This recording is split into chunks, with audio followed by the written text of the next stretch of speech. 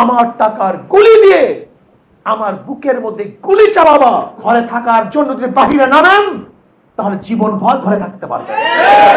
আপনি নামছেন কি নামেন না এটা দেখার বিষয়। আপনি নামুন, আপনি নামতে থাকুন। যদি আপনি নামতে থাকেন ইনশাআল্লাহ যারা বসা আছে তারা বসে থাকতে পারবে না, তারা ইনশাআল্লাহ নেমে যাবে রাস্তায় ইনশাআল্লাহ। কি কথা ঠিক নয়? কাজে আমাদের নামতে হবে, রক্ত দিতে হবে, সংগ্রাম করতে হবে, আন্দোলন করতে হবে। কোনো অবস্থাতেই মার ছাড়া যাবে না। আবু সাইদ যদি বুক পাততে পারে সেই বুক তো আমাদের কাছেও আছে। আবু সাইদ যদি রক্ত দিতে পারে সেই রক্ত আমাদের কাছেও আছে। যদি আবু সাইদ আজকে জীবন দিয়ে গর্বিত হতে পারে আমরা কেন জীবন দিয়ে গর্বিত হতে পারবো না? আজকে হাজারো মানুষ যদি জেলখানায় থাকতে পারে মনে রাখতে হবে আমিও তাদের একটা পার্ট, আমিও তাদের একটা পার্ট। আমার ভাই জেলখানা আছে, আমিও যাব, অসুবিধা কোথায়? আমাদের হযরত মহাসচিব সাহেব বললেন কালকে আমরা যে প্রফেসরের বাবাকে দেখার জন্য তাদের ঘরে গিয়েছিলাম সমবেদনা পেশ করার জন্য, সে হাসি। এর কারণটা কি? এর কারণ কোথায়? সে নিশ্চয়ই আত্মতৃপ্তিতে ভুগছে যে আমার ছেলে অন্যায়ের বিরুদ্ধে আজকে রিমান্ডের মধ্যে নির্যাতন ভোগ করতেছে। ওর নির্যাতন হাজারো মানুষের নির্যাতনকে বাঁচাবে, ওর কষ্ট হাজারো মানুষের কষ্টকে দূর করবে।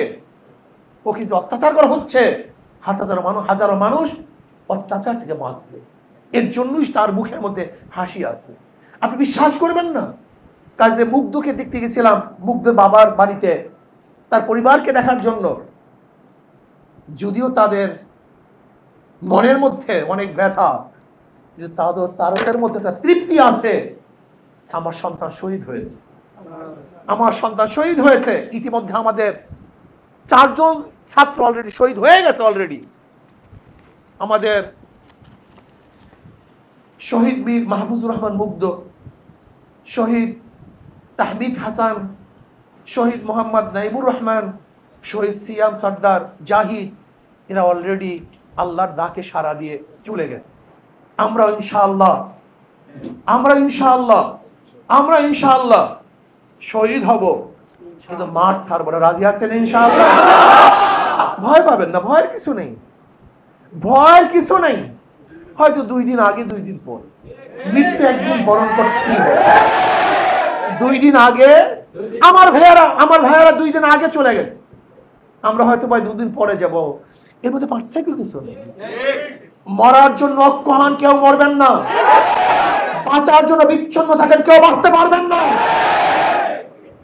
ঘরে থাকার জন্য যদি ঘরে থাকেন ঘরে থাকতে পারবেন না, কিন্তু ঘরে থাকার জন্য যদি বাহিরে নামেন তাহলে জীবন ভর ঘরে থাকতে পারবেন।